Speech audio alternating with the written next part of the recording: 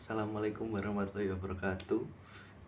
My name is Arya Satria Yuda with the number 216121222 and 4 from class 5F English Education Study Program. I will explain about the material of instructional sequence design, and the first one is definition and objective of instructional design. Instructional sequence design developed by James M. Dick and Curry, and that is a systematic approach used to plan, develop, implement effective learning program. That this approach focus on organizing and arranging instructional material in a way that facilitates comprehension and the achievement of learning objective. Jadi desain urutan instruksional ini dikembangkan oleh James M. Dick dan Walter Vickery. That adalah suatu pendekatan yang digunakan untuk merencanakan, mengembangkan, serta melaksanakan pembelajaran yang efektif, program pembelajaran yang efektif. Dan pendekatan ini berfokus pada pengorganisasian dan penataan material atau bahan ajar dalam untuk dengan cara memudahkan pemahaman dan tercapainya tujuan pembelajaran. And there is a objective of instructional sequences according to Dick and Curry. The first one is achieving learning objective, and the primary goal of instructional sequence is to ensure that student can effectively and efficiently achieve the learning objective. Jadi di sini adalah tujuan utama dalam instructional sequence design, yang dimana untuk menjamin siswa dapat mencapai tujuan pembelajaran dengan efektif dan efisien. Selanjutnya adalah identifying instructional design. Identifying instructional design is clearly and specifically defining what is expected for student to know or be able to after completing the instructional material. Jadi identifying instructional objective adalah mendefinisikan secara jelas dan spesifik apa yang diharapkan untuk diketahui dan dapat dilakukan oleh siswa setelah menyelesaikan material tersebut atau bahan ajar tersebut. Yang ketiga adalah organizing learning material, grouping and arranging learning material in a logical and structured sequence to facilitate understanding and information integration. Yang ketiga adalah pengorganisasian materi pembelajaran, yang dimana mengelompokkan dan menyusun materi pembelajaran secara logis dan terstruktur untuk memfasilitasi pemahaman dan integrasi dari informasi tersebut. Dan yang keempat adalah selecting instructional methods, choosing appropriate teaching method or strategies to facilitate understanding and the attainment of learning objective. Jadi di sini adalah memilih metode pengajaran, di mana metode atau strategi pengajaran yang tepat dapat memudahkan pemahaman dan tercapainya tujuan pembelajaran. Yang kelima adalah developing learning material, yang dimana di sini adalah mengembangkan materi pembelajaran, yang dimana termasuk dari teks, media, dan alat bantu lainnya sesuai dengan kebutuhan dan karakteristik siswa. Yang keenam adalah constructing learning assessment, yang dimana di sini designing evaluation tool such as test or assignment to measure the extent to which student have achieved the learning objective. Constructing learning assessment atau membuat penilaian pembelajaran, di mana ini alat evaluasi termasuk seperti tes atau tugas untuk mengukur sejauh mana siswa telah mencapai tujuan dari pembelajaran tersebut. Yang ketujuh adalah providing feedback and correction. Providing feedback to the student regarding the performance and offering opportunities for correction or improvement if need. Memberikan umpan balik atau koreksi yang bertujuan untuk menawarkan peluang untuk siswa dengan apa yang telah ia capai sebelumnya jika itu dibutuhkan. Dan jadi di sini adalah jika siswa itu membutuhkan saran dari seorang pengajar, maka langkah ini harus dilakukan. Dan yang terakhir adalah evaluation and revision. Conducting an evaluation of the effectiveness of the instruction and if necessary revising the instructional design to enhance learning outcomes. Jadi di sini adalah melakukan evaluasi terhadap efektivitas instruksi jika perlu, dan merevisi desain instruksional untuk meningkatkan hasil pembelajaran. Oke, materi selanjutnya adalah Principles of Instructional Sequence Designs. Jadi Dicari, seorang tokoh dalam desain pembelajaran, mengusulkan serangkaian panduan prinsip-prinsip untuk menyusun urutan instruksional yang efektif. Yaitu yang pertama adalah inti dari Instructional Sequence Design ini adalah fokus yang berpusat pada peserta didik, jadi student center. Dan selanjutnya adalah Kari juga menggarisbawahi pentingnya menetapkan tujuan pembelajaran yang jelas dan spesifik, yang dimana tujuan pembelajaran ini berfungsi sebagai kompas untuk mengarahkan perjalanan pengajaran tersebut.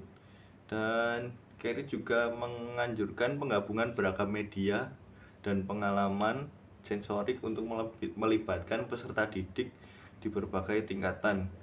Termasuk media tersebut adalah termasuk teks, gambar, video, dan kuis, yang dimana ini bertujuan untuk menciptakan tujuan lingkungan belajar yang dinamis dan mendalam, selaras dengan berbagai gaya pembelajaran. Materi selanjutnya adalah Step in Instructional Sequence Designs. Nah, according to Dick and Carey model, there is the steps on instructional sequence design. Like the first one is identify need learning.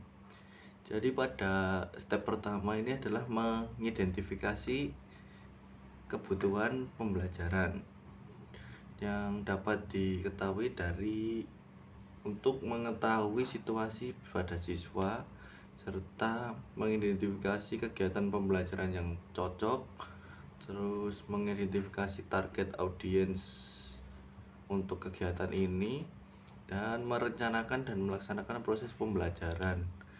Dan terdapat ada 3 kelompok informasi untuk mengidentifikasi kebutuhan pembelajaran ini. Yang pertama dari pelajar, kedua dari masyarakat, di mana termasuk pada orang tua dan di mana mereka akan lulus nanti. Dan yang ketiga adalah pendidik, termasuk guru dan penyelenggara program pendidikan. Proses ini bertujuan untuk mengetahui bagaimana bentuk dari pengetahuan, keterampilan, sikap yang diperlukan untuk diajarkan kepada siswa dan pembelajaran visual tertentu. Jadi intinya adalah identify learning ini adalah untuk mengidentifikasi kebutuhan belajar siswa yang ingin dicapai. Selanjutnya adalah analyze learning. Analysis learning atau analisis pembelajaran adalah suatu proses perkembangan perilaku umum menjadi perilaku khusus yang dilakukan dengan cara logis dan sistematis. Proses ini bertujuan untuk mengetahui gambaran perilaku suatu tatanan tertentu dari awal sampai akhir. Selanjutnya adalah identify behavior and characteristic beginning participant educate. Mengidentifikasi tingkah laku dan ciri-ciri peserta didik pada saat sebelum melakukan suatu pembelajaran, di mana bertujuan untuk mengetahui perilaku-perilaku peserta didik yang berdasarkan dari hasil analisis pembelajaran.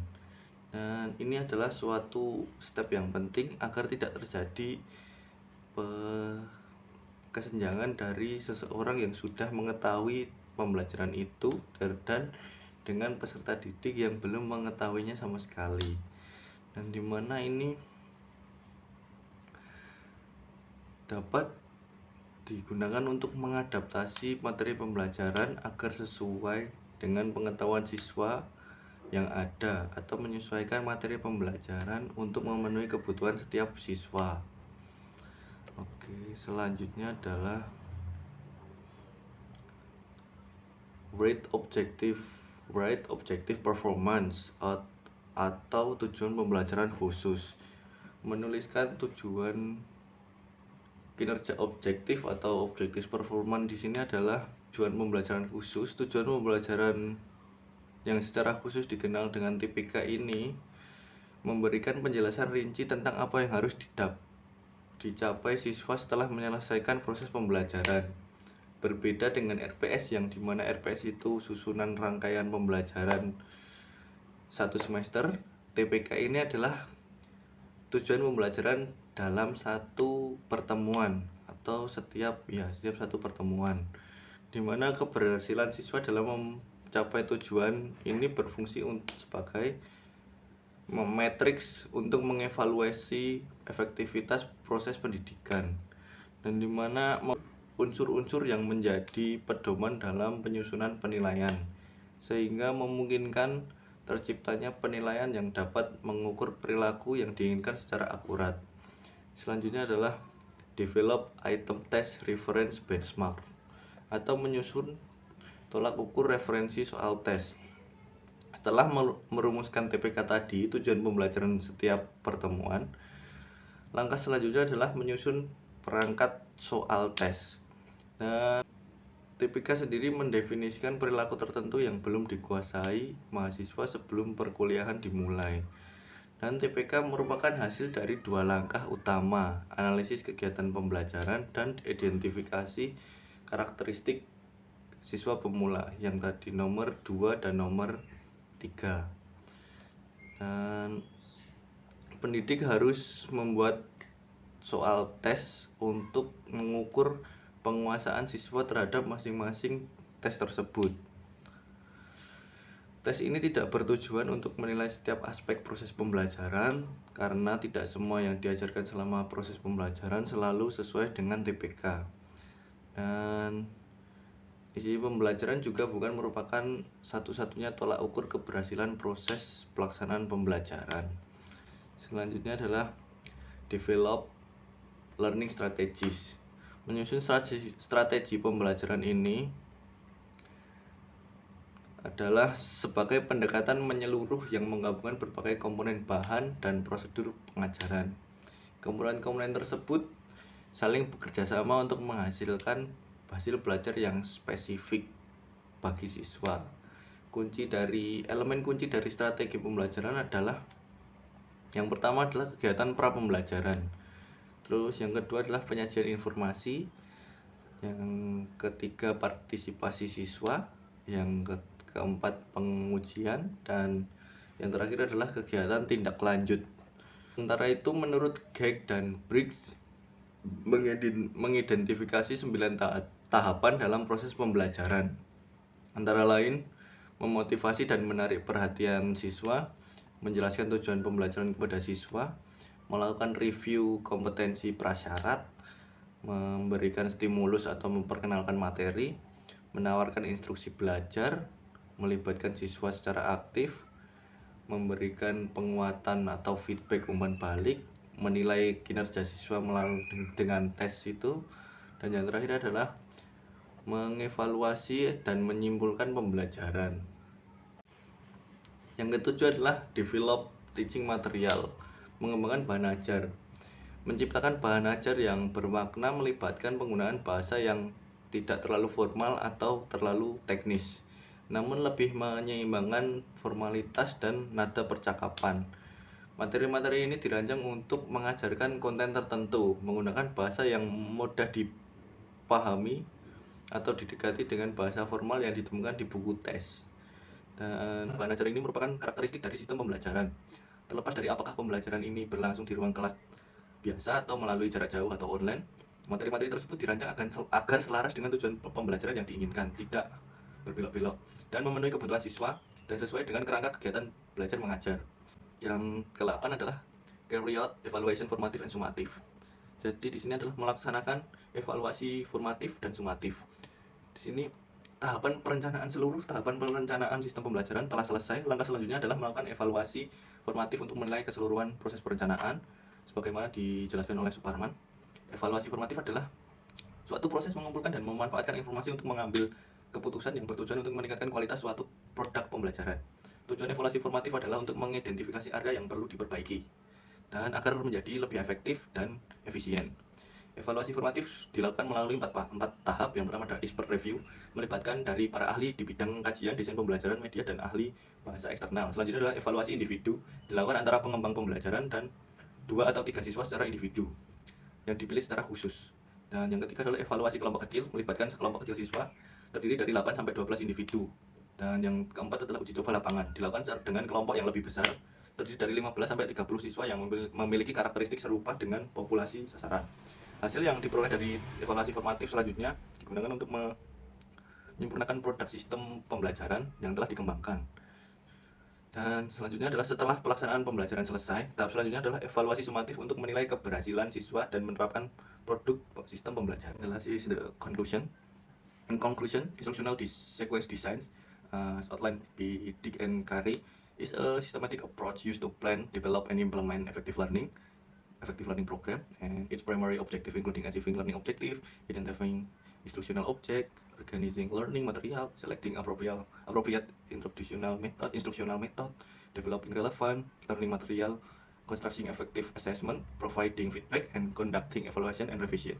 Jadi kesimpulannya, urutan desain instruksional ini seperti yang diuraikan oleh Dick dan Carey adalah proses pendekatan sistematis yang digunakan untuk merencanakan, mengembangkan, serta melaksanakan program pembelajaran yang efektif, yang dimana meliputi pencapaian tujuan pembelajaran, mengidentifikasi tujuan pengajaran, mengorganisasikan materi pembelajaran, memilih metode yang sesuai, mengembangkan bahan pembelajaran yang relevan, membangun penilaian yang efektif, memberikan umpan balik, dan melakukan evaluasi dan revisi. Jadi itu saja dari penjelasan materi dari saya. Bila ada yang salah kata mohon dimaafkan. Wassalamualaikum warahmatullahi wabarakatuh.